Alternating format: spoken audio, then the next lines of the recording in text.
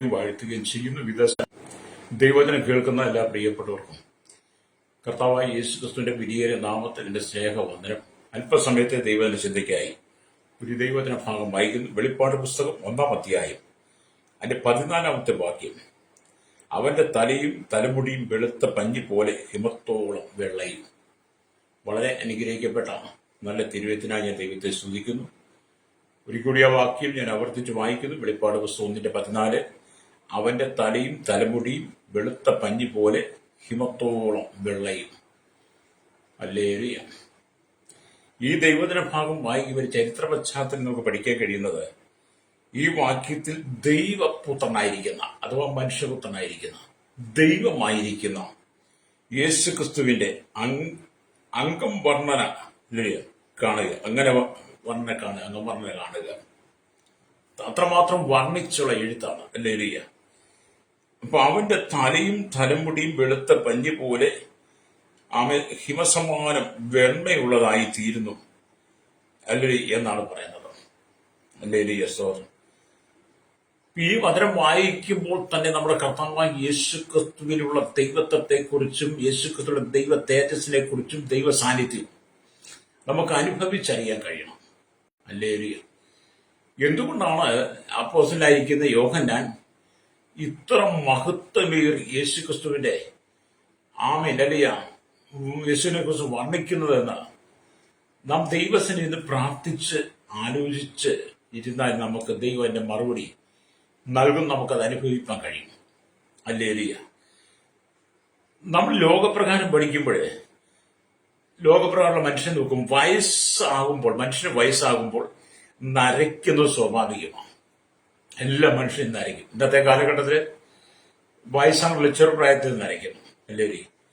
അത് യൗവനത്തിൽ തല അല്ലേലൂയ നരയ്ക്കുന്നവർക്ക് സഹിക്കാൻ പറ്റാത്ത വേദന അനുഭവിക്കേണ്ടതായി വന്നിട്ടുണ്ട്. ഇപ്പോഴത്തെ കാലമല്ല കേട്ടോ, നേരത്തെ കാലമാണ്. ഇപ്പോഴത്തേക്ക് ഏകദേശം ഒരു 10-20 വർഷം പുറകോട്ട് നോക്കിയാൽ യൗവനത്തിൽ നരയ്ക്കുക എന്ന് പറഞ്ഞാല് അങ്ങനെയുള്ളവർക്ക് അത് സഹിക്കാൻ പറ്റില്ലേ. ഇപ്പം പിന്നെ എല്ലാവരും നരപ്പിച്ചും ഒക്കെയാണ് നടക്കുന്നത്. എല്ലാവരും വിവിധ കളറ് വെച്ച് മുടിയുടെ ഷേപ്പ് മാറ്റിയാണ് നടക്കുന്നത്. അതുകൊണ്ട് പിന്നെ ഇപ്പോഴത്തെ നര നമ്മൾ കണക്കൂട്ടണം. മുമ്പ് കാലം നരയ്ക്കുക എന്ന് പറഞ്ഞാൽ വളരെ സങ്കടമായിരുന്നു. മാനസികമായി ഭയങ്കര വേദനകളായിരുന്നു അവർക്ക്. ഹല്ലേലൂയ. അപ്പൊ ചെറിയ വയസ്സിൽ തന്നെ അധികമായി വേദനകളെ സഹിച്ച് ഹൃദയം തകർന്ന് പോയ അനുഭവങ്ങളുണ്ട്. ഞാനൊക്കെ ഓർക്കുന്നുണ്ട്, ചെറുപ്രായത്തില് തലയില് ഒരു മുടി നരച്ചു വരുമ്പോൾ തന്നെ വളരെ സങ്കടമായിരുന്നു. കാരണം പ്രായമായോ വയസ്സനായി പോയോ അതുകൊണ്ടാണോ നരയ്ക്കുന്നത്. നമ്മുടെ തലയിൽ ഒരു മുടി നരച്ച് കാണുമ്പോൾ ജനം പറയും, നിനക്ക് പ്രായമായി വയസ്സായി എന്നൊക്കെ പറഞ്ഞ് കളിയാക്കുന്ന അനുഭവങ്ങൾ പണ്ടൊക്കെ സ്കൂളിൽ പഠിക്കുന്ന സമയങ്ങളിലും പിന്നീട് ജീവിതത്തിൽ വളർന്നു വന്ന സാഹചര്യങ്ങളിലൊക്കെ മനസ്സിലാക്കാൻ കഴിഞ്ഞിട്ടുണ്ട്. അപ്പൊ അങ്ങനെ കേൾക്കുമ്പോൾ ആ കാലഘട്ടത്തില് ഉള്ളവർക്ക് വളരെ മാനസികമായി വേദന അനുഭവിച്ചിട്ടുണ്ട്. ഹല്ലേലൂയ. അപ്പൊ അത് ഒരു വലിയ തലവേദനയായി നിന്നും തലവേഗത്തിൽ നരയ്ക്കുക എന്നുള്ളത്. എന്നാൽ ഈ തല നരയ്ക്കുക എന്ന് പറയുന്നത് വ്യത്യസ്തമായ സാഹചര്യങ്ങളിൽ തല നരയ്ക്കും. എങ്ങനെയൊക്കെയാണ് അതിനെക്കുറിച്ച് ഞാനൊരു പുസ്തകം വായിച്ചപ്പോൾ മനസ്സിലാക്കിയത്, ഇപ്പൊ സർവാധികാരിയായിരുന്ന ഹിറ്റ്ലറിന്റെ ഭരണകാലത്ത്, പുള്ളി ആ കാലഘട്ടത്തിൽ നല്ല സർവാധികാരിയാണെന്ന് പേരും പ്രശസ്തിയൊക്കെ എടുത്തു നിൽക്കുന്ന കാലഘട്ടമാണ്. അപ്പൊ സർവാധികാരിയാണെന്ന് പേര് ധരിച്ചു നിൽക്കുന്ന ഹിറ്റ്ലറിന്റെ ഭരണകാലത്ത് ഒരു യഹൂദ ബാലനെ യുദ്ധത്തിൽ സൈന്യം പിടിച്ചു. വലിയ യുദ്ധം നടക്കുക. ആ കാലഘട്ടത്തിൽ ഒരു യഹൂദ ബാലനെ സൈനികൾ പിടിച്ച് അവനെ വളരെ മർദ്ദിച്ച് അവശനാക്കി, വളരെ ഭയപ്പെടുത്തി. ഹല്ലേലൂയ. അവന്റെ മാതാപിതാക്കന്മാർ എവിടെ, മറ്റുള്ള യഹൂദ കുടുംബങ്ങൾ എവിടെയാണ് എന്ന് ഇവനെ വളരെ വേദനിപ്പിച്ച് മർദ്ദിച്ച് അവരോട് ചോദിച്ചു. അവൻ അത്രമാത്രം മർദ്ദനങ്ങൾ ഏറ്റിട്ടും വേദന ഏറ്റിട്ടും അവന്റെ മാതാപിതാക്കൾ എവിടെയാണെന്നോ യഹൂദന്മാർ എവിടെയാണെന്നോ ആ കൊച്ചു പറഞ്ഞു കൊടുത്തില്ല. അവൻ അറിഞ്ഞ വിശ്വാസം, അവൻ അറിഞ്ഞ സത്യം, അവൻ അനുഭവിച്ചറിഞ്ഞ യേശുവിന്റെ സാന്നിധ്യം, അവന്റെ മാതാപിതാക്കൾ അവനെ വളർത്തിയ ആ സാഹചര്യം, അവൻ യഹൂദന്മാരിൽ കണ്ട വിശ്വാസം, അവർ യേശുവിനെ അനുഭവിച്ച വിധങ്ങൾ, അതൊന്നും അവൻ തള്ളിപ്പറയാതെ അവൻ ആ യേശു ക്രിസ്തു വിശ്വസിച്ചുകൊണ്ട് ഹിറ്റ്ലറിന്റെ സൈനാധിപന്മാർ ചോദിച്ച ചോദ്യങ്ങൾക്കൊന്നും അവൻ മറുപടി പറഞ്ഞില്ല. ഹല്ലേലൂയ. അവൻ മർദ്ദനമേറ്റ് മാനസികമായി വളരെ തകരുകയാണ്. ഹല്ലേലൂയ. അപ്പൊ അവൻ ആരെയും കാണിച്ചു കൊടുക്കാത്തത് കൊണ്ടും അവന്റെ മാതാപിതാക്കളെ കുറിച്ചുള്ള വിവരം പറയാത്തത് കൊണ്ടും ഈ ഹിറ്റ്ലറിന്റെ സൈന്യം എന്ത് ചെയ്തു? അവനെ ഒരു മരത്തിൽ അവന്റെ 2 കൈകൾ ചേർത്ത് വെച്ച് ആണികൾ തറച്ചു. ഹല്ലേലൂയ. എന്നിട്ട് അവനെ തൂക്കിയിട്ടിട്ട് അവർ പോയി കളഞ്ഞു. അപ്പൊ ഈ യഹൂദ ബാലൻ വേദന കൊണ്ട് മാനസികമായി വളരെ നീറി മരണാസനയില് അവന്റെ കരങ്ങൾ ആണിയാൽ തൂങ്ങപ്പെട്ട് അവൻ മരത്തിൽ തൂങ്ങിക്കിടക്കുകയാണ്. അവനേറ്റ ശിക്ഷ എത്ര ഭീകരമായി നിങ്ങൾ ചിന്തിക്കണം. എന്താണ് അവൻ ശിക്ഷ അനുഭവിക്കാൻ? ആമീൻ. യഹൂദന്മാരെ കാണിച്ചു കൊടുക്കാത്തത് കൊണ്ടും അവന്റെ മാതാപിതാക്കളെ കാണിച്ചു കൊടുക്കാത്തത് കൊണ്ടുമാണ് ഈ ചെറിയ പയ്യൻ, ചെറിയ ബാലൻ, ചെറിയ പ്രായത്തിൽ തന്നെ ഇത്രമാത്രം ക്രൂരമായ ഉപദ്രവത്തിന് വിധേയപ്പെട്ടത്.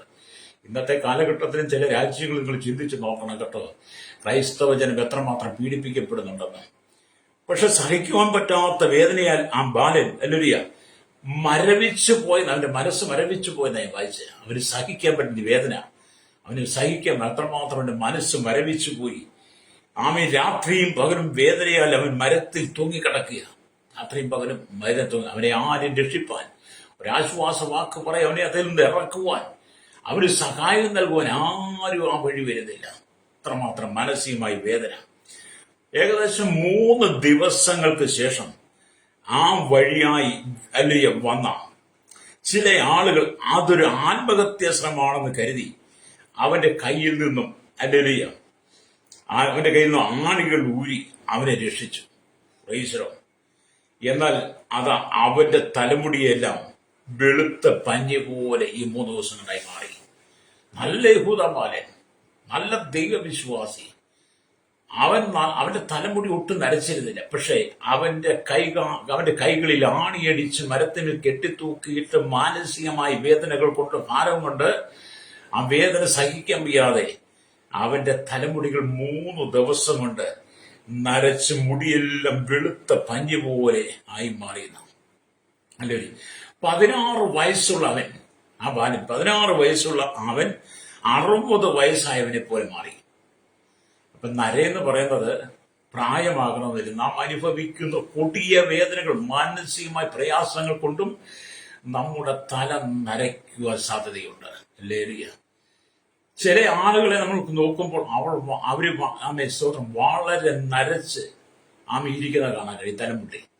അപ്പോൾ തന്നെ അവരുടെ മുഖത്ത് വലിയ മാനസികമായ പ്രയാസം അനുഭവിക്കുന്ന കാണാൻ കഴിയും. അങ്ങനെയുള്ളവരോട് നാം സംസാരിക്കുമ്പോൾ അവരുടെ ഹൃദയത്തിനകത്തെ ദുഃഖങ്ങൾ, സങ്കടങ്ങൾ അവർ പറയും. നമ്മൾ മനസ്സിലാക്കണം, നരയെന്ന് പറയുന്നത് പ്രായം കൊണ്ടും വരാം, നാം അനുഭവിക്കുന്ന കഠിനമായ ശോധന കൊണ്ടും ഒരുപക്ഷെ നമ്മുടെ മനസ്സ് തകർന്ന് ഈ യഹൂദ ബാലൻ അവന്റെ മുടി 3 ദിവസം കൊണ്ട് അവൻ വെളുത്ത് ഹിമം പോലെ ആയതുപോലെ നമ്മൾ ആ സാഹചര്യത്തിൽ എത്തിന്ന് വരാം.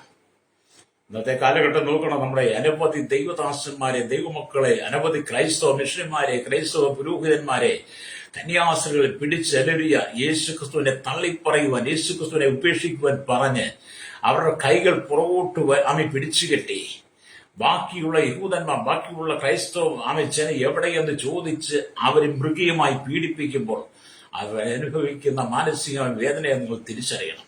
ഹല്ലേലൂയ. അത് ഇതിനെല്ലാം മറുപടി, ഇതിനെല്ലാം പ്രതിഫലം കൊടുക്കുന്ന ഒരു ദൈവമുണ്ട്, ന്യായം വിധിക്കുന്ന ഒരു ദൈവമുണ്ട് എന്ന് നിങ്ങൾ തിരിച്ചറിയുന്ന ശ്രോതാവേ. ദൈവജനം അനുഭവിക്കുന്ന, ക്രൈസ്തവ വിശ്വാസികൾ അനുഭവിക്കുന്ന ഈ കൊടിയ വേദനയ്ക്ക് സ്തോത്രം ഹല്ലേലൂയ മറുപടി പറയേണ്ടി വരും. ഹല്ലേലൂയ. മറുപടി എന്ന് പറഞ്ഞാൽ നമ്മളതിന്റെ ന്യായവിധി അനുഭവിക്കേണ്ടി വരുമെന്നാ. ഹല്ലേലൂയ. അപ്പൊ ഈ പൈതൽ അങ്ങനെ ഹല്ലേലൂയ വളരെ വേദനിക്കപ്പെട്ടു. ഇതുമായിട്ട് നമ്മൾ ചേർത്ത് പഠിക്കുമ്പോൾ എന്നെ കേൾക്കുന്ന ദൈവജനത്തോട് പറയാം, നിങ്ങൾക്ക് വേണ്ടിയും എനിക്ക് വേണ്ടിയും യേശുക്രിസ്തു അനുഭവിച്ച കഷ്ടതകൾ കറുപ്പായിരുന്ന അവന്റെ മുടി വെളുത്ത വലി പോലെ വെള്ളയാക്കി മാറി. ഹല്ലേലൂയ. കർത്താവ് ഇത് തന്നെയാണ് ചെയ്തത്.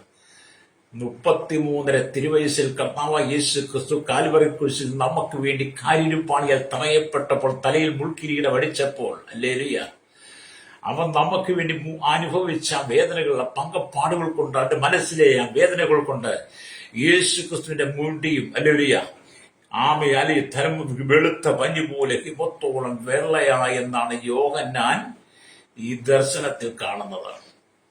യേശു എന്തുകൊണ്ടാണ് ഇത്രമാത്രം കൊടിയ വേദനയോടെ കടന്നുപോയത്?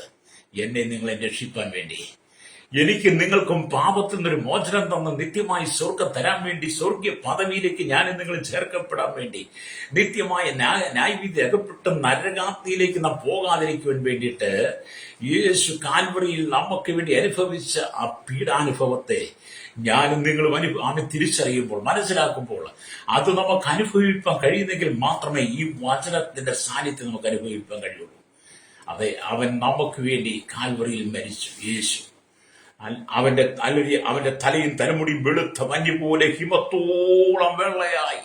സ്തോത്രം.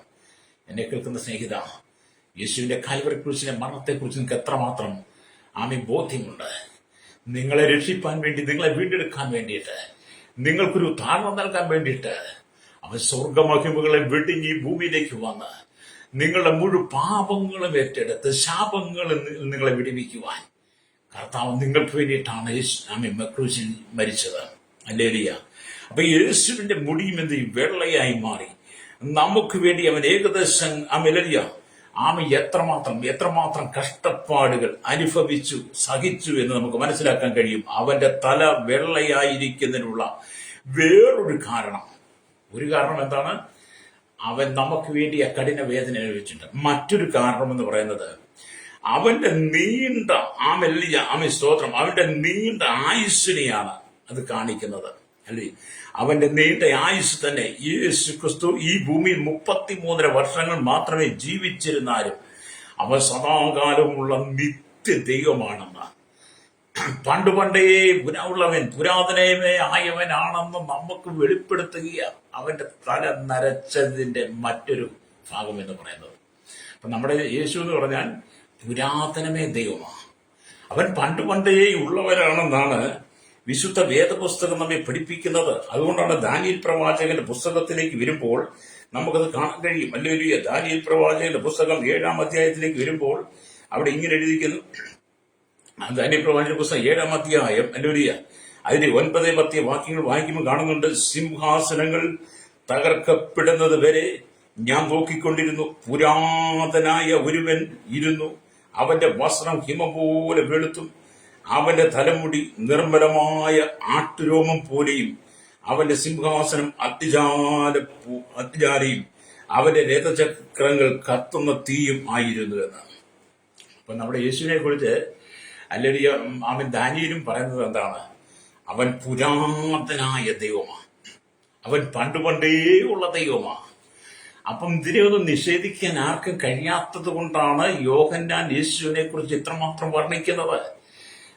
യോഹന്നാനൊക്കെ എത്രയോ വർഷങ്ങൾക്ക് മുമ്പെയാണ് ദാനിയേൽ പ്രവാചകൻ തന്റെ പുസ്തകത്തിൽ യേശുവിനെ കുറിച്ച് പറഞ്ഞത്. പുരാതനായി ഒരുവൻ ഇരുന്ന് അവന്റെ വസ്ത്രം ഹിമ പോലെ വെളുത്തതും അവന്റെ തലമുടി നിർമ്മലമായ ആട്ടുരുമം പോലെ അവന്റെ സിംഹാസനം അഗ്നിയും അന്ത്യജാലിയും അവന്റെ രഥചക്രങ്ങൾ കത്തുന്ന തീയുമായിരുന്നു. അല്ലേ?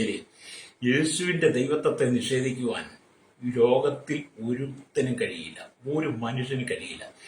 നിഷേധിച്ചവരും തള്ളിപ്പറഞ്ഞവരും യേശുവിനെ ദൈവമല്ലെന്ന് വാദിച്ചവരൊക്കെ ഞാൻ എപ്പോഴും പറയും ഈ ഭൂമിയിൽ നിന്ന് തന്നെ മാറ്റപ്പെട്ടു. ഹല്ലേലൂയ. അതുകൊണ്ട് ഈ വചനം പറയുമ്പോൾ പുരാതനായവനെ കുറിച്ചുള്ളൊരു ദർശനം ദാനിയേലിന് കിട്ടുക. എന്താണ് ദർശനം? 4 മൃഗങ്ങളെ കുറിച്ചുള്ള ദർശനത്തിന്റെ മധ്യേ അവസ്മരണീയമായ മറ്റൊരു ദർശനം അല്ലിയ ദാനിയേൽ കാണുക. ദാനിയേൽ പ്രവാചകന്റെ പുസ്തകം 7-ാം അധ്യായം 9-14 വാക്യം. ദാനിയേലിന് ലഭിച്ച ഈ ദർശനം എല്ലാ സിംഹാസനങ്ങളെയും തകർക്കുന്ന കല്ലും രാജാതിരാജാവുമായ യേശു ക്രിസ്തുവിനെയാണ് ഈ വാക്യങ്ങൾ വിവരിക്കുന്നത്. 9-ാം വാക്യത്തിലേക്ക് നമ്മൾ നോക്കുമ്പോൾ കാണാൻ കഴിയുന്നത് ഇവിടെ പിതാവാൻ ദൈവത്തെ പ്രതിദാനം ചെയ്യുന്നു. വെളിപ്പാട് പുസ്തകം 1:14 യേശു ക്രിസ്തുവിനും ഇതേ വിശേഷതകൾ തന്നെയാണ് യോഹന്നാന് നൽകിയത്. ദാനിയേൽ പ്രവാചകൻ നൽകിയ അതേ വിശേഷതയാണ് യോഹന്നാന് നൽകിയത്. ഹല്ലേലൂയ. അപ്പോൾ 13-ാം വാക്യത്തിൽ ആകാശമേഘങ്ങളുടെ വരുന്ന ക്രിസ്തുവിനെ പ്രദർശിപ്പിക്കുകയാണ് ദാനിയേല്. ഹല്ലേലൂയ. അതിനെക്കുറിച്ച് മത്തായിയുടെ സുവിശേഷം 26:64 വായിക്കുമ്പോൾ കാണാൻ കഴിയും. ഹല്ലേലൂയ. പിതാവായ ദൈവ ലോക ഭരണ സാന്നിധ്യം ഏറ്റെടുക്കും, യേശു ക്രിസ്തുവിനെ ഏൽപ്പിക്കും. അന്ന് ജനത്തിന് സമാധാനം കിട്ടുമെന്ന് നമുക്ക് മനസ്സിലാക്കാൻ കഴിയും. ഹല്ലേലൂയ. അപ്പം മത്തായിയുടെ സുവിശേഷം 26 ഹല്ലേലൂയ സ്തോത്രം 64 നാം വായിക്കുമ്പോൾ അവിടെ ഇങ്ങനെ എഴുതിയിരിക്കുന്നു. ഹല്ലേലൂയ 26:64 വായിക്കുമ്പോൾ ഇങ്ങനെ എഴുതിയിരിക്കുന്നത് കാണാൻ കഴിയും. ഹല്ലേലൂയ സ്തോത്രം. യേശു അവനോട്, ഞാനാകുന്നു ഇനി മനുഷ്യപുത്രൻ സർവശക്തന്റെ വലത്തുഭാഗത്തിരിക്കുന്നതും ആകാശമേഘങ്ങളെ വാഹനമാക്കി വരുന്നതും നിങ്ങൾ കാണും എന്ന് ഹല്ലേലൂയ ഞാൻ പറയുന്നു എന്ന് പറഞ്ഞു. അപ്പം ഇവിടെ നമ്മൾ മനസ്സിലാക്കണം, ദാനിയേൽ പ്രവാചകൻ പറഞ്ഞ വചനം ഹല്ലേലൂയ അത് യേശുക്രിസ്തു ഭൂമിയിലായിരുന്നപ്പോൾ നമ്മോട് പറയുന്നു. യേശുക്രിസ്തു മരിച്ചടക്കപ്പെട്ട് പുനരുത്ഥാനം സ്വർഗാരോഹണം ചെയ്ത ശേഷം യോഹന്നാനിലൂടെ വീണ്ടും ദൈവം വെളിപ്പെടുത്തുന്നു. ആമീൻ. യേശു പുരാതനായ ദൈവമാണെന്ന്, അവൻ പണ്ടേ ഉള്ളവനാണ്.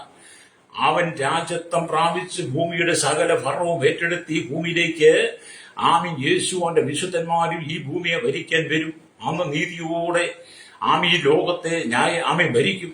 മനുഷ്യർക്കെല്ലാം നീതി സമാധാനം കിട്ടും. അതിന് അല്ലെങ്കിൽ നമ്മുടെ യേശു വീണ്ടും വരുമെന്നുള്ള ആ വലിയ വെളിപ്പാടുകൾ നമുക്കുണ്ടാകണം ഹൃദയത്തിൽ. ഹല്ലേലൂയ. അപ്പൊ യേശു പറയാണ്, ഞാനാകുന്നു എന്ന്. ഹല്ലേലൂയ സ്തോത്രം. അപ്പൊ കർത്താവിന്റെ മഹത്തായ ഏറ്റുപറച്ചിൽ എന്ന പേരിൽ ഈ വാക്കുകൾ നമുക്ക് കാണാൻ കഴിയും. 1 തിമോഥെയോസ് ലേഖനം 6:14 പെന്തിയോസ് പീലാത്തോസിന്റെ മുമ്പിൽ നല്ല സ്വീകാര്യം പ്രാപിച്ചവൻ എന്ന് പൗലോസ് യേശുവിനെ കുറിച്ച് പറയുക. യേശുക്രിസ്തുവിന്റെ ക്രൂശീകരണ വേളയില് പെന്തിയോസ് പീലാത്തോസിന് മുമ്പിലും കയ്യാഫാവിന് മുമ്പിലും ഹെരോദാവിന് മുമ്പിലും മഹാപുരോഹിതന്മാരുടെ മുമ്പിലും യേശുവിനെ മാറി മാറി വിസ്തരിച്ചിട്ടും അവൻ ഒരു കുറ്റവും കാണുവാൻ കഴിയാതെ അവൻ പുരാതനായ ദൈവമാണ്, അവൻ പണ്ടേ ഉള്ള ദൈവമാണെന്ന് യേശുവിനെ കുറിച്ച് വെളിപ്പെടുത്തി കഴിഞ്ഞപ്പോൾ, അല്ലെങ്കിൽ യേശു അത് വെളിപ്പെടുത്തി കഴിഞ്ഞപ്പോൾ ഹല്ലേലൂയ അവർക്ക് അങ്ങോട്ട് സഹിക്കാൻ പറ്റിയില്ല. Praise the Lord. ഹല്ലേലൂയ. ആമേൻ സ്തോത്രം. അതുകൊണ്ടാണ് യേശു പറഞ്ഞത്, നീ ക്രിസ്തു തന്നെ എന്ന ചോദ്യത്തിന് ഉത്തരമായിട്ടാണ് യേശു പറഞ്ഞത് ഞാനാകുന്നു എന്ന് പറഞ്ഞത്. ആമേൻ. മൗനമായിരുന്നാൽ കുറ്റസമ്മതമായി കോടതികൾ അന്ന് കണക്കാക്കുമായിരുന്നു. അന്ന് യേശു മൗനമായിട്ടിരുന്നാൽ അത് കുറ്റസമ്മതമായിട്ട് കാണും എന്നുള്ളത് കൊണ്ട് ഹല്ലേലൂയ സ്തോത്രം. ആമേൻ സ്തോത്രം. യേശു ഹല്ലേലൂയ ഒരു ഉത്തരം യേശുവിൽ നിന്ന് ഒരു ഉത്തരം കിട്ടാനായി ദൈവനാമത്തിൽ ആണയിട്ടുകൊണ്ടുള്ള മഹാപുരോഹിതന്റെ ചോദ്യത്തിന് മുമ്പിൽ മൗനമായിരിക്കാൻ കർത്താവിന് കഴിയാതെ വന്നപ്പോഴാണ് കയ്യാഫാവിന്റെ മുമ്പിൽ തന്റെ ദൈവത്വം ഏറ്റുപറയുന്നത്, ഞാനാകുന്നവൻ ഞാനാകുന്നു. ഹല്ലേലൂയ സ്തോത്രം. ഹല്ലേലൂയ. ദൈവം മോശയോട് പറഞ്ഞതുപോലെ ഇവിടെയും കർത്താവ് മഹാപുരോഹിതനോട് പറയുന്നു, അവനത് സഹിച്ചു നിൽപ്പാൻ പറ്റാതെ അവൻ വസ്ത്രം കീറിക്കളഞ്ഞു. ആമീൻ. ഭ്രമിച്ചു പോയി. ഹല്ലേലൂയ. അപ്പൊ യേശു മഹാപുരോഹിതനോട് പറഞ്ഞു, ഞാനാകുന്നവൻ ഞാൻ പണ്ടേ ഉള്ളവൻ, പുരാതനായ ദൈവമായവൻ എന്ന് ഹല്ലേലൂയ പറഞ്ഞു കഴിഞ്ഞപ്പോൾ എന്ത് ചെയ്തു? അവൻ വസ്ത്രം കീറി. മഹാപുരോഹിതൻ വസ്ത്രം കീറി. ഹല്ലേലൂയ സ്തോത്രം. നമ്മൾ മത്തായിയുടെ സുവിശേഷം ഹല്ലേലൂയ 26 അധ്യായം 65 തൊട്ട് 68 വരെ വാക്യങ്ങൾ വായിച്ച് നിങ്ങൾക്ക് അത് കാണാൻ കഴിയും. എന്താണ്? കയ്യപ്പ മഹാപുരോഹിതന്റെ മുമ്പായുള്ള വിസ്താരത്തിൽ നീ ദൈവപുത്രനായ ക്രിസ്തു തന്നെയോ എന്ന് മഹാപുരോഹിതൻ യേശുവിനോട് ചോദിച്ചു. ഞാനാകുന്നു എന്ന് ഉള്ള യേശുവിന്റെ മറുപടി കേട്ടപ്പോൾ മഹാപുരോഹിതൻ വസ്ത്രം കീറി. ആ ഒരു മഹാപുരോഹിതൻ യാതൊരു കാരണവശാലും വസ്ത്രം കീറുവാൻ പാടില്ല എന്ന് ന്യായപ്രമാണത്തിൽ കൽപ്പന ഉണ്ടായിരുന്നിട്ടും ഹല്ലേലൂയ ആ കൽപ്പനയെ കുറിച്ച് പറയുന്നത് ലേവ്യ പുസ്തകം 21:10 മഹാപുരോഹിതന്റെ വസ്ത്രം കീറാൻ പാടില്ല. ഹല്ലേലൂയ. ഇവിടെ അതിന് വിരുദ്ധമായി കയ്യാഫാവ് എന്ന മഹാപുരോഹിതന്റെ വസ്ത്രം കീറി. ഹല്ലേലൂയ. അവന്റെ എന്ന് പറഞ്ഞാൽ അവന്റെ പൗരോഹിത്യം ഹല്ലേലൂയ സ്തോത്രം അവൻ കീറിക്കളയത്. സ്തോത്രം. കയ്യാഫാവിന്റെ പൗരോഹിത്യം എന്ത് ചെയ്തു? അവൻ കീറിക്കളഞ്ഞു. പഴയ നിയമ പൗരോഹിത്യം കീറിക്കളഞ്ഞു എന്ന് പറഞ്ഞ് ഇവിടെ ന്യായാധിപ സംഘം എന്ന് പറയുന്നത് യഹൂദന്മാരുടെ പരമോന്നത നീതിന്യായ കോടതിയായ സന്നിധി സംഘം ഉദ്ദേശിച്ചാണ്. അതിന്റെ ചെയർമാൻ മഹാപുരോഹിതനായിരിക്കും. യഹൂദജനത്തിന്റെ സാധാരണവും മതപരമായ കേസുകളെല്ലാം വിസ്തരിച്ച് ശിക്ഷ വിധിക്കുന്നത് ഈ മഹാപുരോഹിതനായിരിക്കും. ഈ മഹാപുരോഹിതന്റെ മുമ്പിൽ യേശുവിനെ കുറിച്ച് കുറ്റം ചാവർത്തിയാൽ യേശു മൗനമായത് സമ്മതിക്കും, കുറ്റസമ്മതം നടത്തുമെന്നൊക്കെ ഈ മഹാപുരോഹിതൻ ചിന്തിച്ചു. പക്ഷേ യേശു ഞാനാകുന്നു എന്ന് പറഞ്ഞപ്പോൾ ആ വാക്കിന് മുമ്പിൽ മഹാപുരോഹിതനായ കയ്യാഫാവിന്റെ ഹൃദയം തകർന്നുപോയി. ഹല്ലേലൂയ. അവന്റെ വസ്ത്രം കീറി. ന്യായപ്രമാണപ്രകാരം പുരോഹിതന്റെ വസ്ത്രം കീറുവാൻ അധികാരമില്ലെങ്കിലും കൽപ്പനയില്ലെങ്കിലും അവന്റെ പഴയ നിയമ പൗരോഹിത്യത്തെ കീറിക്കളഞ്ഞു. Praise God. ഇന്നും അതാണ് പ്രിയരെ ഇവിടെ സംഭവിക്കുന്നത്. ആമേൻ. യേശുക്രിസ്തുവിനെ കുറിച്ച് നാം പറയുമ്പോൾ, യേശുവിനെ കുറിച്ച് പറയുമ്പോൾ പലരും കലി തുള്ളി അങ്ങ് എഴുന്നേൽക്കുക. ചില വീടുകളിലേക്കൊക്കെ നമ്മൾ ഈ ദൈവത്തിന് വചനമായിട്ട് ചെല്ലുമ്പോൾ ആമേൻ അവരോട് നമ്മൾ യേശുവിനെ കുറിച്ച് ഇവിടെ വേണ്ട നിങ്ങൾ പൊക്കോ ഞങ്ങൾക്ക് കേൾക്കാൻ താല്പര്യമില്ല, ഞങ്ങൾക്ക് യേശുവിനെ കുറിച്ച് കേൾക്കണ്ട, ഞങ്ങൾക്കൊരു ദൈവമുണ്ട് എന്ന് പറഞ്ഞ് നമ്മളെ ആട്ടി ഓടിക്കാറുണ്ട്. ഞങ്ങൾ സുവിശേഷീകരണമായി ചെന്ന് പോകുന്ന സമയങ്ങളിൽ ചില വീടുകളിൽ ചെന്ന സമയത്ത് ഞങ്ങൾ കല്ല് പെറുക്കി എറിയാൻ ഒരുക്കിയിട്ടുണ്ട്. കല്ല് പെറുക്കി ഇറങ്ങിപ്പോക്കോ ഇപ്പൊ എറിയ വന്ന ഞങ്ങൾ പ്രവർത്തിക്കുന്ന ഈ മേഖലയിൽ സംഭവിച്ചതാ. പിന്നത്തേതിൽ ആ മനുഷ്യനെ ഞങ്ങൾ പോകുമ്പോൾ എത്രമാത്രം ആമയിലെ കഷ്ടതയുടെ ഞങ്ങൾ കണ്ടെന്നറിയാം. മറ്റൊരു വീട്ടിൽ ഞങ്ങൾ ചെല്ലുമ്പോൾ ഞങ്ങൾ യേശുവിനെ കുറിച്ച് പറഞ്ഞപ്പോൾ ഒരു വീട്ടിൽ ഒരു പുള്ളിക്കാരൻ വന്നിട്ട് പറയുകയാണ്, ഞാൻ തോക്കെടുത്ത് വെടിവെക്കുമെന്ന്. പുള്ളി ഒരു മിലിറ്ററിക്കാരൻ. പുള്ളി അറിയാം എനിക്ക് തോക്കുണ്ട് വെടിവെക്കുമെന്ന്. അപ്പൊ ഞാനും എന്റെ ഭാര്യയും കൂടെ പോകുന്നത്. അപ്പൊ ഒരാളെ ഞങ്ങളെ കല്ലുപെറുക്കി എറിയാൻ ഒരുങ്ങുന്നു, ഒരാൾ ഞങ്ങളെ തോക്കെടുത്ത് വെടിവെക്കാൻ ഒരുങ്ങുന്നു. മറ്റൊരു വീട്ടിൽ ചെന്ന് കഴിഞ്ഞപ്പോഴത്തേക്കും നിങ്ങളെ മേലാൽ ഇവിടെ കണ്ടുപോയേക്കരുത്, ഇനി ഈ മുഖം എന്റെ മുമ്പിൽ കണ്ടുപോയ ഭീഷണി. എന്താ ഈ മഹാപുരോഹിതനായിരിക്കുന്ന പുരാതനമേ ദൈവമായിരിക്കുന്ന പണ്ടുപണ്ടേ ദൈവമായിരിക്കുന്ന യേശുക്രിസ്തുവിനെ കുറിച്ച്, പാപപരിഹാരം നൽകുവൻ രക്ഷകനെ കുറിച്ച് മാനകുലത്തോട് പറഞ്ഞപ്പോൾ അവർ ഞങ്ങളെ കല്ല് പെറുക്കിയെറിയാൻ ഒരുങ്ങുക, തോക്കെടുത്ത് വെടിവെക്കുമെന്ന് പറയുക. ഞങ്ങൾ ഒരിക്കലും ഞങ്ങളുടെ അടുത്ത് വെങ്കിടങ്ങെന്ന് പറയുന്ന സ്ഥലമുണ്ട്. അവിടെ ഞങ്ങളിങ്ങനെ പരസ്യ പ്രഭാഷണം നടത്തിക്കൊണ്ടിരിക്കുമ്പോൾ ഞാൻ ആ മീറ്റിംഗ് ഒക്കെ ലീഡ് ചെയ്ത് പ്രസംഗിക്കുള്ള ദൈവദാസനെ മയക്കേൽപ്പിച്ചു കഴിഞ്ഞുകൊണ്ട് പെട്ടെന്ന് അവിടെ ഒരുത്തൻ വന്നു. അവൾ പറഞ്ഞു, ഇപ്പോൾ ഇവിടെ നിർത്തിപ്പോക്കണം. ഞാൻ വീട്ടിൽ പോയി തോക്കെടുത്തോണ്ട് വരും. പുള്ളി തോക്കിനാ പറയാം, തോക്കെടുത്തോണ്ട് വരും, നിങ്ങളെല്ലാം വെടിവെച്ച് കളയുക, ഷൂട്ട് ചെയ്യുക. അപ്പൊ ഞങ്ങളത് കേട്ട് ഭയപ്പെട്ടു. കാരണം പണ്ട് തൊട്ടേ ഇങ്ങനെയുള്ള ഭീഷണികൾ, യേശുക്രിസ്തുവിന്റെ കാലം തൊട്ടേ ഇങ്ങനെയുള്ള ഭീഷണികൾ, അന്ന് തൊട്ടേ അനവധി പീഡകളിലൂടെ കടന്നു വന്ന ദൈവജനം എന്ന് പറഞ്ഞാൽ തീയിൽ കുരുത്തതൊന്നും ഈ വെയിലത്ത് വാടിപ്പോകത്തത്. പഴമക്കാർ പറഞ്ഞല്ലേ, കർത്താവായ യേശുക്രിസ്തുവിന്റെ വീണ്ടും ജന്മം പ്രാപിച്ച ദൈവമക്കളൊന്നും ലോകത്തിന്റെ ഭീഷണിക്ക് മുമ്പിൽ വഴങ്ങിപ്പോകത്തില്ല, പേടിച്ചോടത്തില്ല. ഞങ്ങൾ അവിടെ നിന്ന് ദൈവജനമൊക്കെ പ്രസംഗിച്ചിട്ട് ഞങ്ങൾ പോന്നു. അല്ലേലിയ, ദൈവജനം പറയണമെന്ന് നമ്മുടെ ഉത്തരവാദിത്വം. എന്ന് പറഞ്ഞാൽ എന്നെ കേൾക്കുന്ന പ്രശ്നം യേശുക്രിസ്തുവിനെ കുറിച്ച് പറഞ്ഞപ്പോൾ, യേശുക്രിസ്തു ഞാനാകുന്നു എന്ന് പറഞ്ഞപ്പോൾ കയ്യാഫാവിന് അത് സഹിക്കാൻ പറ്റിയില്ല എന്ന് പറഞ്ഞവരാണ് ഇപ്പോഴും നടക്കുന്ന. യേശുവിനെ കുറിച്ച് നമ്മൾ പറയുമ്പോൾ ചിലർക്കൊക്കെ അങ്ങോട്ട് സഹിക്കാൻ പറ്റുന്നില്ല, ആട്ടി ഓടിക്കുക. ഈ ചിലടത്തൊക്കെ പരസ്യയോഗം നടത്തുമ്പോൾ കാണത്തില്ലേ, ചിലത് പരസ്യയോഗമായിട്ട് ദൈവമക്കൾ ദൈവദാസന്മാർ പോകുമ്പോൾ ചില ആളുകളൊക്കെ ഇങ്ങോട്ട് തലയെക്കെട്ടും കെട്ടി ആ കൈരിയൊക്കെ മടക്കി കുത്തി, ചിലരൊക്കെ മുറുകിച്ചോന്ന്, ചിലർക്ക് മുഖം കൊണ്ട് കറുത്ത് മീശയൊക്കെ വിറപ്പിച്ച് ഇങ്ങോട്ട് വന്നിട്ടുണ്ടെങ്കിൽ കൊണ്ടുപോക്കൂ, ഇവിടെ വേണ്ട, ഇവിടെ പ്രസംഗിക്കാൻ പറ്റത്തില്ല. എന്നാൽ അവർക്ക് തീർ കിട്ടിയതുപോലെ സ്ഥലം, അവർ താമസിക്കുന്ന ദേശം അവർക്ക് തീരെഴുതി കൊടുത്തല്ലേ. എന്നെ കേൾക്കുന്ന സഹോദരൻ, നിങ്ങൾക്ക് തീരെഴുതി ഈ ഭൂമി നിങ്ങൾ പാർക്കുന്ന ഭൂമി പോലും നിങ്ങളുടെ സ്വന്തമല്ല. നിങ്ങൾ പാർക്കുന്ന ഭൂമിയോ നിങ്ങൾ താമസിക്കുന്ന വീടോ നിങ്ങൾ ഉടുത്തിരിക്കുന്ന വസ്ത്രം പോലും നിങ്ങളുടെ സ്വന്തമല്ല. നിങ്ങൾ നഗ്നനായിട്ട് ഈ ഭൂമിയിലേക്ക് വന്നവനാ, നിങ്ങൾ നഗ്നനായിട്ട് തന്നെ മടങ്ങിപ്പോകുന്നവരാ. അതുകൊണ്ട് നിനക്ക് ലഭിച്ച ജീവിത സാഹചര്യത്തിന്റെ നിലവിൽ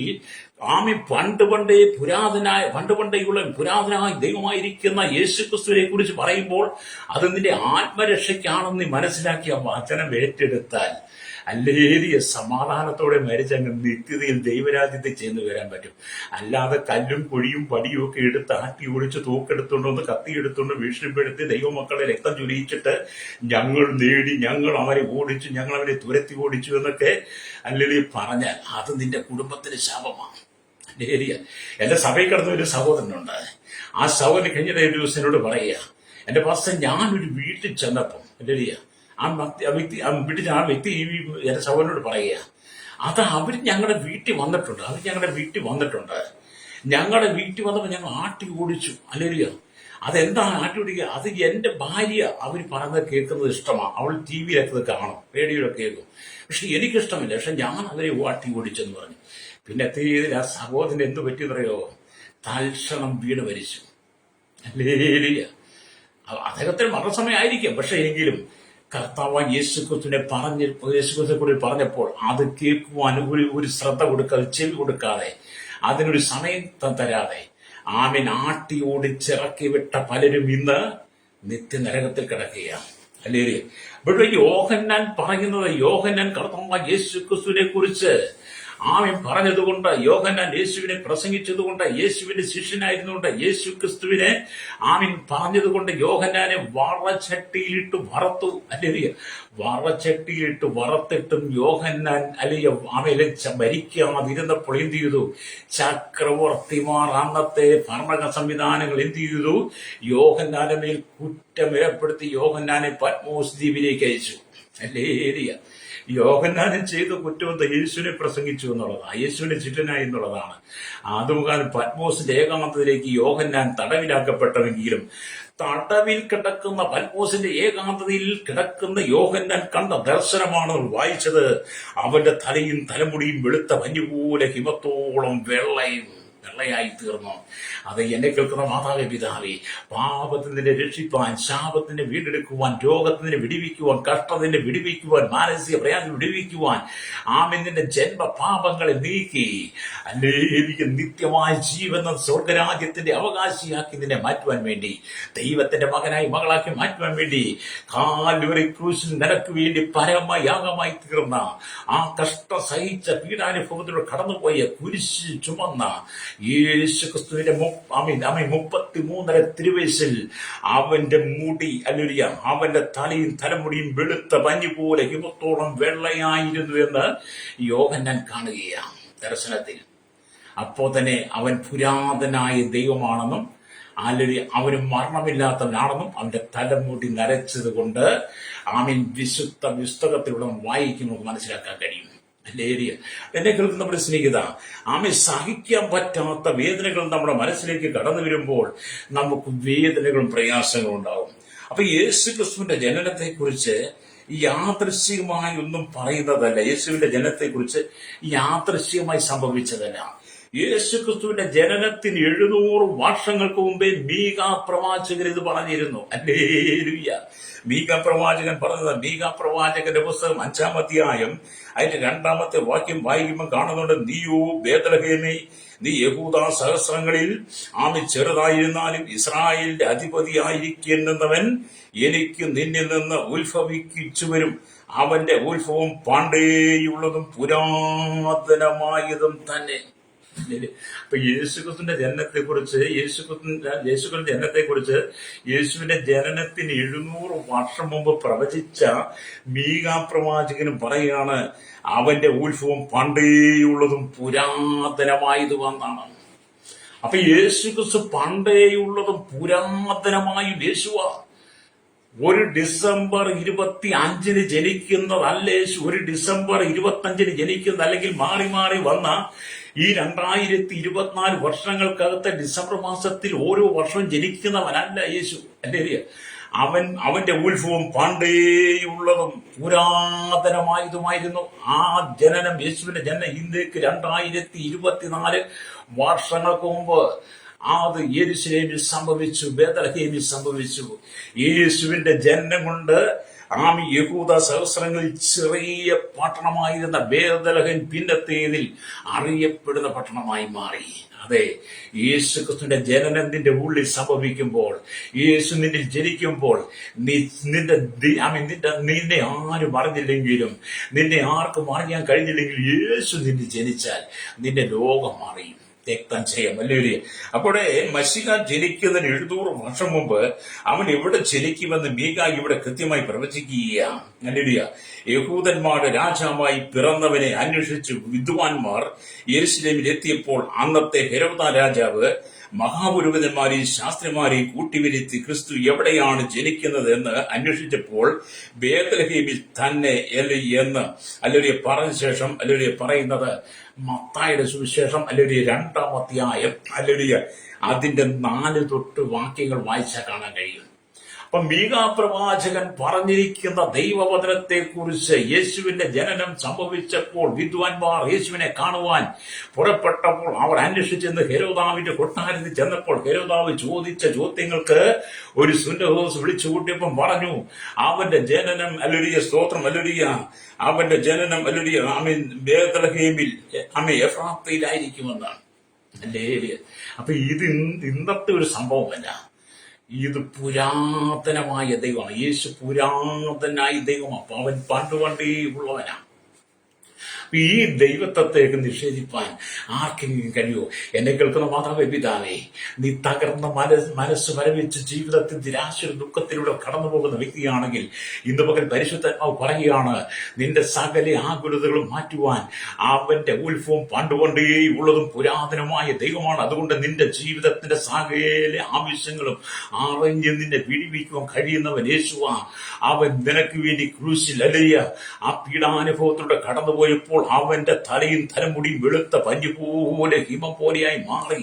നിന്റെ പാപമുഖാന്തരം, നിന്റെ ശാപമുഖാന്തരം, നീ ചെയ്യുന്ന ക്രൂരത മുഖാന്തരം, കുറ്റകൃത്യങ്ങൾ മുഖാന്തരം യേശു നിന്റെ ആ പാപത്തെ ഏറ്റെടുത്തപ്പോൾ, ആ പാപം അവന്റെ മേൽ ആമൻ വഹിച്ചപ്പോൾ, അല്ലെങ്കിൽ അവൻ ക്രൂശിൽ നിനക്ക് വേണ്ടി പരമയാഗമായി മാറിയപ്പോൾ, ക്രൂശിക്കപ്പെട്ടപ്പോൾ യേശു ക്രിസ്തുവിന്റെ രൂപം എങ്ങനെയായിരുന്നു എന്നുള്ളതാണ് യോഹന്നാൻ പറയുന്നത്. അല്ലേ? നീ മനസ്സിലാക്കണം കേട്ടോ, മനസ്സിലാക്കണം. നിന്നെ നേടിയെടുക്കാൻ വേണ്ടി യേശു ക്രൂശിൽ എത്രമാത്രം കഷ്ടപ്പാടുകൾ സഹിച്ചു. അല്ലേലിയ. എന്നെ കേൾക്കുന്ന പ്രശ്നം, നിങ്ങൾ സ്വന്തമായിട്ട് ഈ ഭൂമിയിലേക്ക് വന്നതല്ല, സ്വന്തമായിട്ട് നിങ്ങൾ ഇവിടെ അല്ലേലിയ പൊട്ടിമുളച്ചതൊന്നും അല്ല കേട്ടോ. ഒരു മനുഷ്യൻ ഇവിടെ പൊട്ടിമുളച്ചിട്ടില്ല, സ്വയംഭൂവായിട്ട് വന്നിട്ടില്ല. ഒരപ്പനും അമ്മയ്ക്കും ജനിക്കുന്നതാ. നിങ്ങൾ ഓരോരുത്തരും നിങ്ങളുടെ അപ്പനും അമ്മയ്ക്കും ജനിച്ചതാ. ജന്മ പാപം നിന്റെ ജീവിതത്തിൽ നിൽക്കുക. ആ പാപത്തിന് പരിഹാരം നീ വരുത്തണം. ആ പാപത്തിന് പരിഹാരം വരുത്തുവാൻ യേശുക്രിസ്തുവിന് മാത്രമേ കഴിയുള്ളൂ. ആ യേശുക്രിസ്തുവിനെ നീ വിശ്വസിക്കുമ്പോൾ നിന്റെ പാപത്തിന് പരിഹാരമായി ക്രൂശിൽ ഹല്ലേലൂയ നിനക്ക് വേണ്ടി പരമയാഗമായി മാറി യേശുവിനെ നീ ആത്മാവിൽ ദർശിക്കുവാൻ കഴിയണം. രക്തം ചെയ്യും. ഹല്ലേലൂയ. Praise the Lord. ഈ വചനമൊക്കെ നമ്മൾ എന്താണ് പഠിപ്പിക്കുന്നത്? അപ്പൊ ഇവിടെ ഹല്ലേലൂയ സ്തോത്രം. അവന്റെ ജനനം, അവന്റെ ഉത്ഭവം പണ്ടേയുള്ളതും പുരാതനമായതും തന്നെ എന്ന് മീഖാ പറയും. വെണ്മയേറി അവന്റെ തലമുടി അവന്റെ അനുഭവത്തിന്റെ വളർച്ചയെ കാണിക്കുന്നു. വെണ്മയായ അവന്റെ ശിരസ് അവന്റെ അന്തമില്ലാത്ത ജ്ഞാനത്തെയും സ്നേഹത്തെയും നമുക്ക് വിവരിച്ചു തരികയാണ്. അപ്പൊ എന്താണ് ഞാൻ പറഞ്ഞത്? വെണ്മയേറി അവന്റെ തലമുടി അവന്റെ അനുഭവത്തിന്റെ വളർച്ചയെ കാണിക്കുക. ഹല്ലേലൂയ. വെണ്മയേറി അവന്റെ ശിരസ് അവന്റെ അന്തമില്ലാത്ത ജ്ഞാനത്തെയും സ്നേഹത്തെയും കാണിക്കുന്നു. എന്നെ കേൾക്കുന്ന സ്നേഹിത, യേശു സർവജ്ഞാനിയാണ്. അവൻ സർവവ്യാപിയാണ്. യേശുവിന്റെ സ്നേഹത്തോളം വലിയ സ്നേഹം ഈ ഭൂമിയിലില്ല. നിന്നെ സ്നേഹിക്കുവാൻ യേശുക്രിസ്തുവിന് മാത്രമേ കഴിയുള്ളൂ. മനുഷ്യൻ നിന്റെ കുറ്റങ്ങൾ കണ്ടുപിടിക്കും, മനുഷ്യൻ നിന്റെ കുറവുകൾ കണ്ടുപിടിക്കും, മനുഷ്യൻ നിന്നെ പഴിയാനും, മനുഷ്യൻ നിന്നെ പകയ്ക്കും, മനുഷ്യൻ നിന്നെ നിന്ദിക്കും. മനുഷ്യൻ നിന്നെ പരിഹസിച്ചുകൊണ്ടിരിക്കും. നിന്റെ കുറ്റങ്ങളും കുറവുകളും മാത്രം കാണുവാനേ മനുഷ്യന് കണ്ണുകളുള്ളൂ. ഹല്ലേലൂയ. സ്തോത്രം. അപ്പൊ നിങ്ങളുടെ കുറ്റങ്ങളും കുറവുകളും കണ്ടുപിടിച്ചിട്ട് 10 പേരോട് പറഞ്ഞ് സമൂഹത്തിങ്ങളെ അപമാനിക്കാൻ മാത്രമേ ജനത്തിന് കഴിയുള്ളൂ. എന്നാൽ പണ്ടേ ഉള്ളവൻ, പുരാതനായ ദൈവം, അവൻ സ്വർഗമഹിമകളെ വെടിഞ്ഞ് താണ ഭൂമിയിലേക്ക് വന്ന് അവന്റെ തലയും തലമുടിയും വെളുത്ത പഞ്ഞി പോലെ ഹിമത്തോളം വെള്ളയായി യേശു ക്രൂശിലെ ആ മരണം സഹിച്ചത് നിന്നെ കുറ്റം വിധിക്കുവാനല്ല, നിന്നെ പരിഹസിക്കുവാനല്ല, നിന്നെ നിന്ദിക്കുവാനല്ല, നിന്നെ മറ്റുള്ളവർക്കും തള്ളിക്കളയുവാനല്ല, നിന്റെ പാപത്തിന് പരിഹാരം വരുന്നതിന് വീണ്ടെടുത്ത ദൈവത്തിന് മകളാക്കി മാറ്റുവാൻ വേണ്ടിയാണ് യേശു ഭൂമിയിലേക്ക് വന്നത്. അപ്പം നിങ്ങളുടെ കുറ്റം കണ്ടുപിടിക്കാൻ എല്ലാവർക്കും കഴിയുള്ളൂ. നമ്മൾ നോക്കി ഇന്നത്തെ കാലങ്ങളിൽ കുടുംബജീവിതം നോക്കി, ഭാര്യ ഭർത്താവിനെ കുറ്റപ്പെടുന്നു, ഭർത്താവ് ഭാര്യയെ കുറ്റപ്പെടുന്നു, അമ്മായിയമ്മ മരുമോളെ കുറ്റപ്പെടുന്നു, മരുമോൾ അമ്മായിയമ്മയെ കുറ്റപ്പെടുത്തുന്നു, അപ്പനും മക്കളും എല്ലാം പരസ്പരം കുറ്റപ്പെടുന്നു, ബന്ധുക്കൾ തമ്മിൽ കുറ്റപ്പെടുന്നു, അയൽവാസികൾ കുറ്റപ്പെടുന്നു. എവിടെ ചെന്നാൽ കുറ്റപ്പെടുത്തലുകളാണ്. എല്ലാവരും നിങ്ങളെ കുറ്റപ്പെടുത്തിക്കൊണ്ടിരിക്കും. നിങ്ങളുടെ കുറവുകൾക്ക് മാത്രമേ ജനം കാണുള്ളൂ. എന്നാൽ യേശു നിന്റെ കുറവുകളെ കണ്ട് നിന്നെ മാറ്റി നിർത്തുന്നതല്ല, നിന്റെ കുറവുകളെ പരിഹരിച്ച് അവന്റെ രക്തം കൊണ്ട് നിന്നെ കഴുകി വെടിപ്പാക്കി യേശു നിങ്ങളെ ദൈവത്തിന്റെ മക്കളാക്കി, പ്രിയ മക്കളാക്കി മാറ്റുക. അതുകൊണ്ട് യേശു ക്രൂശിൽ മരിച്ച തന്റെ 33 തിരുവയസ്സിൽ യേശു കാൽവരി ക്രൂശിൽ നിനക്ക് വേണ്ടി സഹിച്ച പീഡാനുഭവങ്ങൾ മുഖാന്തരം 33 തിരുവയസ്സിൽ തന്നെ അവന്റെ തലയും തലമുടി വെളുത്ത പഞ്ഞി പോലെ ഹിമം പോലെ വെള്ളയുമായി തീർന്നു. യോഹന്നാനത് നമുക്ക് വിവരിച്ചു തരിക. ഹല്ലേലൂയ. അത് യേശുവിനോട് നിന്റെ ഹൃദയം കൊടുക്കാൻ പറ്റുമോ സഹോദര? യേശുവിനോട് നിന്റെ ഹൃദയം കൊടുക്കാൻ പറ്റുമോ? യേശുവിനോട് നിന്റെ ജീവിതം കൊടുക്കാൻ പറ്റുമോ? ആമേൻ. നിന്റെ പാപത്തിന് പരിഹാരം വരുത്തി ശുദ്ധീകരണം വരുത്തി നിനക്ക് നല്ലൊരു ജീവിതം തരുവാൻ, നിനക്ക് നല്ലൊരു നിത്യത തരുവാൻ, നിനക്ക് നല്ല സ്വർഗം തരുവാൻ യേശു ആഗ്രഹിക്കുന്നു. പാപഭംഗിരമായ ജീവിതത്തിൽ നീ പുറത്തു വരണം. ഹല്ലേലൂയ. നിനക്ക് മതങ്ങളുണ്ട്, ആചാരങ്ങളുണ്ട്, കർമ്മങ്ങളുണ്ട്, എല്ലാം ഉണ്ട്. നീ ഒരു മതവിശ്വാസിയ, സംഭവങ്ങളൊക്കെ ശരിയാ. പക്ഷെ നിന്റെ പാപത്തിന് പരിഹാരം തന്ന് നിനക്ക് ശുദ്ധീകരണം, നിന്നെ സ്നേഹിച്ച് നിത്യമായ സ്വർഗത്തിലേക്ക് നിന്നെ കൊണ്ടുപോകാൻ, നിത്യമായ സ്വർഗത്തിൽ നിന്നെ എത്തിക്കുവാൻ യേശു ക്രിസ്തുവിന് മാത്രമേ, അവന്റെ വചനത്തിന് മാത്രമേ കഴിയുള്ളൂ. അതുകൊണ്ടാണ് യേശു കഴിഞ്ഞ 2024 വർഷങ്ങൾക്ക് മുമ്പ് സ്വർഗമഹിമകളെ വെടിഞ്ഞ് ഈ ഭൂമിയിലേക്ക് വന്ന് നിനക്ക് വേണ്ടി ക്രൂശിൽ മരിച്ചത്. ഹല്ലേലൂയ. അപ്പൊ യേശു ക്രിസ്തുവിന്റെ ജനനം ഒരു യാദൃശ്ചികമല്ല. അവന്റെ ജനനം എന്ന് പറയുന്നത് പാപികളുടെ രക്ഷയ്ക്ക് കാരണമായിരുന്നു. അല്ലെങ്കിൽ അത് നിങ്ങൾ മത്തായി സുവിശേഷം 1:21 വായിച്ചെന്ന് കാണാൻ കഴിയും. അല്ലെങ്കിൽ അപ്പൊ വീണ്ടും ദൈവത്തിന്റെ വചനം കാണിക്കുമ്പോൾ ഇന്ത്യയിൽ പല വർഷങ്ങൾ വെള്ളക്കാർ ഭരിച്ചിരുന്നു. ഇംഗ്ലണ്ടിൽ നീതിപതികൾ ന്യായാസനത്തിൽ വന്നിരിക്കുമായിരുന്നു. അങ്ങനെയുള്ള വെള്ള നിറത്തിലുള്ള ഒരുവിധം വസ്ത്രം അവർ ധരിക്കുമായിരുന്നു. വളരെ നമ്മുടെ ഇന്ത്യയിൽ ബ്രിട്ടീഷുകാർ ഭരിച്ചു. അതുകൊണ്ട് ഇംഗ്ലണ്ടിൽ നീതിപതികളായ ഈ ന്യായാധിപന്മാർ സീറ്റുകളിൽ വന്നിരിക്കുമ്പോൾ വെള്ള നിറത്തിലുള്ള വലിയ തൊപ്പി തലയിൽ അണിഞ്ഞിരുന്നു. അല്ലേരിയ. അത് ചുരുളുകളായി നീളത്തിലായിരിക്കും. എന്തിനാണ് അത് അണിയുന്നത്? ജനങ്ങളുടെ ഇടയിൽ നീതിപതി എന്ന അനുഭവത്തിലും അറിവിലും മുതിർന്നവനാണ് എന്ന് ശരിയായിട്ട് മനസ്സിലാക്കാൻ വേണ്ടിയിട്ടാണ് ബ്രിട്ടീഷുകാരും ഇംഗ്ലണ്ടിലെ നീതിപതികളും അവർ ന്യായാസനത്തിൽ വന്നിരിക്കുമ്പോൾ വെളുത്ത നിറത്തിലുള്ള ചുരുളുകളായുള്ള തുണി കൊണ്ടുള്ള തൊപ്പി ധരിച്ചിരിക്കുന്നത്. അവരെല്ലാത്തിലും നീതിപതിയും എല്ലാ അനുഭവ സമ്പത്തും ജ്ഞാനമുള്ളവരാണെന്ന് അവർ സ്വയമേ വെളിപ്പെടുത്തുന്നതാണ്. ഹല്ലേലൂയ. അപ്പൊ ശരിയായ ഉത്തരം അവർക്ക് നൽകുമെന്നുള്ള വിശ്വാസം അന്നത്തെ ജനത്തിനുണ്ടായിരുന്നു. ഹല്ലേലൂയ. എന്നാൽ എന്നെ കേൾക്കുന്ന സ്നേഹിത, നമ്മുടെ കർത്താവായ യേശു ക്രിസ്തു, ഹല്ലേലൂയ, താന്റെ സ്തോത്രം, എന്നേക്കും നീതിമാനാ. അവൻ എന്നേക്കും നീതിമാനാ. അവനല്ല ഭൂമിയിൽ നിന്ന് മനുഷ്യൻ തെരഞ്ഞെടുത്ത നീതിപതി സ്ഥാനങ്ങളിൽ ഇരുത്തിയവനല്ല യേശു. യേശു പണ്ടേ നീതിമാനാണ്. അവനല്ലേ നീതി നടപ്പിലാക്കുന്നവനാ. അല്ലേരിയ. അതുകൊണ്ട് ഇന്ന് പകൽ എന്നെ കേൾക്കുന്ന പ്രശ്നം, നിങ്ങൾ യേശുവിന്റെ ജീവിതം വിട്ടുകൊടുക്കണം. അപ്പൊ നീതിയുടെ പാതയിൽ ഉണ്ടാകുന്ന നരച്ച മുടി, അല്ലേരിയ, സ്തോത്രം. അപ്പൊ യേശു നീതിമാനായതുകൊണ്ട് എന്ത് ചെയ്തു? യേശു ക്രൂശിൽ നമുക്ക് വേണ്ടി ആ പങ്കപ്പാടുകൾ സഹിച്ചപ്പോൾ അവന്റെ തലയും തലമുടിയും വെളുത്ത പഞ്ഞു പോലെ ഹിമത്തോളം വെള്ളയായി തീർന്നു. അതിനെക്കുറിച്ച് സദൃശ്യവാക്യക്കാരൻ പറയുമ്പോൾ സദൃശ്യവാക്യം 16-31 വായിക്കും. നരച്ച തല ശോഭയുള്ള കിരീടമാകുന്നു, നീതിയുടെ മാർഗത്തിൽ അല്ലെ അതിനെ പ്രാപിക്കാം. അല്ലെ, നരച്ച തലമുടി എന്താ? നരച്ച തല എന്താ? ശോഭയുള്ള കിരീടമെന്നാണ്. ഹല്ലേലൂയ. സ്തോത്രം. നീതിയുടെ മാർഗത്തിൽ അതിനെ പ്രാപിക്കാം. അപ്പൊ യേശു ക്രിസ്തു നീതിമാനായിരുന്നിട്ടും അവൻ നീതി നടത്തിയിട്ടും നീതിയോടെ ഈ ഭൂമിയിൽ തന്റെ അരികിൽ വന്ന സകല ജനത്തിനും പാപമോചനം കൊടുത്തിട്ടും സൗഖ്യം കൊടുത്തിട്ടും ഈ ലോകം അവനെ ക്രൂശിച്ചു. യഹൂദന്മാർ, റോമാ സൈന്യങ്ങൾ അവനെ ക്രൂശിച്ചു. അവൻ നീതിമാനായ ക്രൂശിലെ മരണം ഏറ്റെടുത്തത് കൊണ്ട് 33 തിരുവയസ്സിൽ അവന്റെ തലയും തലമുടിയും പഞ്ഞുപോലെ വലിയ ഹിമത്തോളം വെള്ളയായി മാറി. ഹല്ലേലൂയ. അപ്പം കഠിനമായ ക്രൂരതകൾ, കഠിനമായ പീഡനങ്ങൾ കടന്നു വരുമ്പോഴും മാനസികമായ തകർച്ചയുടെ നമ്മുടെ മുടി നരയ്ക്കാം. പക്ഷെ നീതിയുടെ മാർഗത്തിൽ നമ്മുടെ തലമുടി നരച്ചെന്ന് വരാം. ഹല്ലേലൂയ. അതുകൊണ്ട് ഇത് പകൽ എന്നെ കേൾക്കുന്ന മാതാവേ, പിതാവേ, നിനക്ക് വേണ്ടി കാൽവരി ക്രൂശിൽ പങ്കപ്പാടുകളേറ്റ നിന്നെ രക്ഷിപ്പാൻ, നിനക്കൊരു വിടുതൽ നൽകുവാൻ, നിനക്ക് നിത്യജീവൻ നൽകാൻ, സമാധാനം നൽകുവാൻ, ലോകം നിന്നെ സ്നേഹിക്കാതിരുമ്പോൾ നിന്നെ സ്നേഹിക്കുവാൻ വേണ്ടി, നിന്നെ മാറോട് ചേർത്ത് പിടിക്കുക, നിന്റെ കണ്ണുനീര് തുടയ്ക്കുവാൻ, നിന്റെ പരാതികൾ കേൾക്കുവാൻ, നിന്റെ ആപരാധികൾ കേൾക്കുവാൻ, നിന്റെ ഭാഗ്യഭാവങ്ങളെ നീക്കി നിന്റെ ഹൃദയം കുളിർക്ക് മനസ്സ് നിറച്ച് നിനക്ക് സന്തോഷം തരാൻ വേണ്ടിയിട്ടാണ് യേശു നിനക്ക് വേണ്ടി ക്രൂശിൽ പരമയാഗമായി മാറിയത് വിശ്വസിക്കുന്ന ദൈവത്തിന് ബദലേ നിനക്ക് രാമയും പറയാൻ കഴിയുമോ? സ്തുതിക്കാൻ കഴിയുമോ? ദൈവത്തെ മഹത്വപ്പെടുത്താൻ കഴിയുമോ? യേശു ദൈവമാണെന്ന് നിനക്ക് വിശ്വസിക്കാൻ കഴിയുമോ? അവന്റെ ഉത്ഭവം പണ്ടേയുള്ളത്, അത് പുരാതനമായുള്ളതാണെന്ന് മീക പ്രവാചകനും ദാനിയേൽ പ്രവാചകനും വെളിപ്പെടുത്തുന്ന യേശു തന്റെ ശുശ്രൂഷയിൽ പറഞ്ഞു. യോഹന്നാൻ പിന്നത്തെ ഇതിൽ വിളിച്ചു പറയുക, ഇതിലേക്ക് നിഷേധിക്കാൻ ആർക്ക് കഴിയും?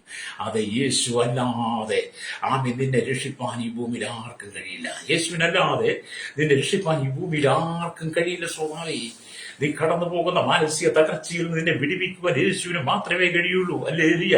ഒരു മത നേതാവിനും ഒരു മത പുരോഹിതനും ഒരു മതങ്ങൾക്കും ഒരു ഇസങ്ങൾക്കും ഒരു പ്രമാണങ്ങൾക്കും നിന്നെ രക്ഷിപ്പാൻ കഴിയില്ല. നിന്നെ രക്ഷിപ്പാൻ ഏക മാർഗം എന്ന് പറയുന്നത് യേശു മാത്രമാണ്. അതുകൊണ്ടാണ് കാരാഗ്രഹ പ്രമാണിയോടും പൗലോസ് പറഞ്ഞത്, കർത്താവ് യേശുക്കളിൽ വിശ്വസിക്കാൻ, എന്നാൽ നീ നിന്റെ കുടുംബവും രക്ഷ പ്രാപിക്കും. ഹല്ലേലൂയ. അതെ, കർത്താവ് യേശുക്രിസ്തുവിൽ നീ വിശ്വസിക്കുന്നെങ്കിൽ നീ നിന്റെ കുടുംബവും രക്ഷ പ്രാപിക്കും. ഹല്ലേലൂയ. അപ്പൊ ഇവിടെ നീതിയുടെ പാതയിൽ ഉണ്ടാകുന്ന നരച്ച മുടി എന്ന് പറയുന്ന മഹിമയേറിയ കിരീടം എന്ന് പറയുക. അപ്പൊ യേശുവിന്റെ തലമുടി വെള്ളയായിരുന്നു. നീതിപതിയായ അവന്റെ ജ്ഞാനം വിശുദ്ധിയാണ് കാണിക്കുന്നത്. അവൻ ജ്ഞാനത്തിന്റെ ഉറവിടമാണ്. നമുക്ക് ജ്ഞാനവും നീതിയും വിശുദ്ധിയും വീണ്ടെടുപ്പുമായി അവൻ തീർന്നുവെന്ന് ഹല്ലേലൂയ നമ്മൾ 1 കൊരിന്ത്യർ ലേഖനം ഹല്ലേലൂയ 30-ാമത്തെ വാക്യത്തിലേക്ക് വരുമ്പോൾ കാണുന്നുണ്ട്. ഹല്ലേലൂയ 1 കൊരിന്ത്യർ ലേഖനം ഹല്ലേലൂയ അതിന് 30-ാമത്തെ വാക്യം വായിക്കുമ്പോൾ ഇങ്ങനെ എഴുതിയിരിക്കുന്നു. സ്തോത്രം. ഹല്ലേലൂയ. ഇങ്ങനെ എഴുതിയിരിക്കുന്നു, നിങ്ങളോ അവനാൽ യേശുക്രിസ്തുവിൽ ഇരിക്കുന്നു. ക്രിസ്തു നമ്മുടെ ദൈവത്തിൽ നിന്ന് ജ്ഞാനവും നീതി ശുദ്ധീകരണം വീണ്ടെടുപ്പുമായി തീർന്നു. യേശുക്രിസ്തുവിൽ മാത്രമേ നമുക്ക് നീതിയും വിശുദ്ധീകരണം പ്രാപിക്കാൻ കഴിയുള്ളൂ.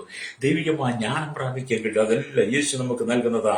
അതെ, അവന്റെ വസ്ത്രം ഹിമം പോലെ വെളുത്തതും അവന്റെ തലമുടി നിർമ്മലമായ ആട്ടുരൂപം പോലെയും ഇരുന്നു എന്ന് ദാനിയേലിന്റെ പുസ്തകം ഹല്ലേലൂയ 7-ാമത്തെ 9-ാം വാക്യം നമ്മൾ വായിച്ചല്ലോ. അല്ലേ, അവൻ പുരാതനമേ ദൈവമായിരുന്നു. അത് ഞാൻ നിങ്ങൾക്ക് വേണ്ടി പ്രാർത്ഥിക്കാൻ പോവുക. ഇന്ന് പകൽ എന്നെ കേൾക്കുന്ന ശ്രോതാവ്, ഞാൻ പറയട്ടെ, യേശു നിനക്ക് വേണ്ടി കാൽവരി ക്രൂശിൽ മരിച്ചു. 33 വയസ്സിൽ അവന്റെ ക്രൂശിലെ പീഡാനുഭവം മുഖാന്തരം അവന്റെ തലയും തലമുടിയും പഞ്ഞു പോലെ ഹിമത്തോളം വെള്ളയായി തീർന്നു. നിന്നെ പാപത്തിന് വിടിവെക്കുവാൻ, നിന്റെ ശാപത്തിന് വീണ്ടെടുക്കുവാൻ, നിത്യത തരുവാൻ, നിന്റെ കുടുംബത്തെ രക്ഷിപ്പാൻ യേശു നിനക്ക് വേണ്ടി മരിച്ചു. വിശ്വസിക്കാൻ പറ്റുമെങ്കിൽ ഇന്ന് പകൽ എന്നോടൊപ്പം ചേർന്ന് പറയാം, യേശുവേ, അങ്ങനെക്ക് വേണ്ടി ക്രൂശിൽ മരിച്ച മരണം മുഖാന്തരം അവൻ അങ്ങനെ തലയും തലമുടിയും പഞ്ഞു പോലെ ഹിമത്തോളം വെള്ളം, അങ്ങ് നീതിപതി ആയിരുന്നിട്ട് നീതിമാനായിരുന്നിട്ട് ഈ ലോകം അങ്ങേ ക്രൂശിച്ചു. അങ്ങ് ക്രൂശീകരണം ഏറ്റെടുത്തത് കൊണ്ട് എനിക്ക് നിത്യജീവൻ ലഭിച്ചു. ഞാനത് വിശ്വസിക്കുന്നു. എന്റെ സകല പാപങ്ങൾ ക്ഷമിച്ച് അവിടുത്തെ മകനായി മകളായി എന്നെ ചേർക്കണമേ. ഞാൻ അങ്ങയുടെ മകനായി മകളായി ജീവിക്കാൻ ആഗ്രഹിക്കുന്നു. എന്റെ പാപശാപ രോഗബന്ധങ്ങൾ എന്റെ കുടുംബത്തെ വിടിവിച്ച് ആ നിത്യതയിൽ ഞങ്ങളെ ചേർക്കണമേ എന്ന് പറഞ്ഞ് എന്നോടൊപ്പം പ്രാർത്ഥിച്ചാട്ട് പരിശുദ്ധനായ ഞങ്ങളുടെ നല്ല ദൈവമേ, സ്വർഗ്ഗീയ പിതാവേ, അനുഗ്രഹിക്കപ്പെട്ട നല്ല സമയത്തിനായി വചനം കേട്ടുകൊണ്ടും ചെറിയുടെയും വലിയുടെയും കേരളത്തിൽ 800 കോടി ജനങ്ങളെ, തലമുറകളെ എണ്ണത്തിൽപ്പെടാത്തവരെ കർത്താവ് ശൈശവത്തിൽ, ബാല്യത്തിൽ, കൗമാരം, യുവനത്തിലും തടവറയിലായിരിക്കും ജനത്തിനായി കർത്താവ് village panchayat, municipality, corporation, taluk, ജില്ലാ ഭരണകൂടങ്ങൾ, സംസ്ഥാനങ്ങൾ, രാജ്യങ്ങൾ, രാഷ്ട്രങ്ങളെ ഭരിക്കുന്നത് രാജാക്കന്മാർ, രാജ്ഞിമാർ, പ്രധാനമന്ത്രി, പ്രസിഡന്റ്, ഗവർണർ, പട്ടാള മേധാവി, ഗോത്രങ്ങൾ, ദ്വീപുകളെ, ആദിവാസികൾ, ട്രൈബൽ മേഖലയായിരിക്കും ജനത്തിനായി കരസേന, വ്യോമസേന, നാവികസേന അധികാരികൾ, ഹല്ലേലൂയ കർത്താവ് ക്രമസമാധാനപാലകരെ, നിയമനിർമ്മാണം നിൽക്കുന്നവരെ, ഹല്ലേലൂയ കർത്താവിടെ പോലീസിന്റെ വിവിധ സെക്ഷൻ, ജുഡീഷ്യൽ വകുപ്പുകളെ, കേന്ദ്ര സംസ്ഥാന ജീവനക്കാരെ, സഹകരണമേലും പുതുമേലും ആരോഗ്യമേലും വിദ്യാഭ്യാസ സാമ്പത്തിക മേഖല, ബാങ്കിങ് മേഖല ആയിരിക്കുന്ന എല്ലാ പ്രിയപ്പെട്ടവരെ, എല്ലാ മത, സാമൂഹിക, സാംസ്കാരിക, ചരിത്ര, മാധ്യമ, മീഡിയ രംഗങ്ങൾ, സയന്റിസ്റ്റുകൾ, എഞ്ചിനീയർമാരെ, ഭരണദേശ പാർട്ടികളെ, വിദേശ രാജ്യങ്ങൾ ജോലിക്കായി കടത്തുപോയി ജോലി കഷ്ടതയും വേദന ദുഃഖത്തിൽ കടന്നുപോകുന്ന പീഡനം, മഹാരോഗികൾ, വ്യാധികളെ ഭാരപ്പെടുന്ന മരണാസിലായിരിക്കുന്ന വാർദ്ധക്യമായ ഭാരപ്പെടുന്നവർ, മദ്യത്തിനും മയക്കിനും മനസ്സിലഹരിപ്പെന്ന് അടിപ്പെട്ട് കിടക്കുന്നവർ, തീവ്രവാദ ഭീകരവാർക്കിൽ അകപ്പെട്ട് കിടക്കുന്ന അനവധി ജയിലറയിൽ കഷ്ടം സഹിക്കുന്നവരെ, കടലൂര മാസദേശം മത്സ്യബന്ധന കടന്നു ഒരു കനികൾ കമ്പിനും ജോലി ചെയ്തവർ, കർത്താൻ ചെറുതും വലുതല്ലേ വ്യാപാരി, വ്യവസായികളെ, വഴിയോര കച്ചവടക്കാരെ കർത്താവിടുത്തെ കരങ്ങളിൽ ഏൽപ്പിച്ച് പ്രാർത്ഥിക്കുന്നല്ലേ ഒരു കർത്താവ് കൺഷൻ മെക്കാനിക്, ഓട്ടോ, യൂണിയൻ രംഗത്ത് എല്ലാ ടാക്സി ഡ്രൈവേഴ്സിനെ ഞാൻ ഓർത്ത് പ്രാർത്ഥിക്കുകയാണ്. ഇന്ന് കരയിലും കടലും ആകാശമാർഗം വാഹനം ഓടിക്കുന്ന യാത്ര ചെയ്യുന്ന സെയിൽസ് ചെയ്യുന്നവരെ എല്ലാ പ്രിയപ്പെട്ട് ഞാൻ ഓർത്ത് പ്രാർത്ഥിക്കുന്നു. കർത്താവ് സകല ലോകത്തിന്റെ സകല പ്രാർത്ഥികന്മാരെ ഞങ്ങൾ ദൈവങ്ങൾ ഏൽപ്പിക്കുന്നു. ഈ ജനം മടങ്ങി വന്ന് മാനസാന്തരപ്പെട്ട് കർത്താവ് യേശുവിന്റെ ക്രൂശിലെ മരണത്തിലൂടെ വീണ്ടെടുപ്പ് പ്രാപിച്ച് നിത്യതയ്ക്ക് വേണ്ടി ഒരുങ്ങുവാൻ ആമേ നീതിയോടെ കർത്താവ് യേശു തന്നെ വിശുദ്ധന്മാരുമായി ലോകത്തെ ഭരിക്കാൻ വരുമ്പോൾ ആ കൂട്ടത്തിൽ ഭാഗവാക്കായി തീരുവാൻ ജനത്തെ ഇന്ന് പകൽ ഒരുക്കണമേ. അല്ലെങ്കിൽ കർത്താവിന്റെ ജനത്തിന്റെ പേര് വിടുതലേക്കണം. എല്ലാ പാപരോഗ ബന്ധനം വിടുവിക്കുക, എല്ലാ ശാപങ്ങളും വിടുവിക്കട്ടെ. ഇന്ന് പകരം ജനത്തിന്റെ ദൈവത്തിന്റെ നീതിയുടെ കരം വെളിപ്പെടണം. സകല മുഖത്ത് എടുക്കണം യേശുവിന്റെ നാമത്തിൽ തന്നെ. ആമേൻ, ആമേൻ, ആമേൻ.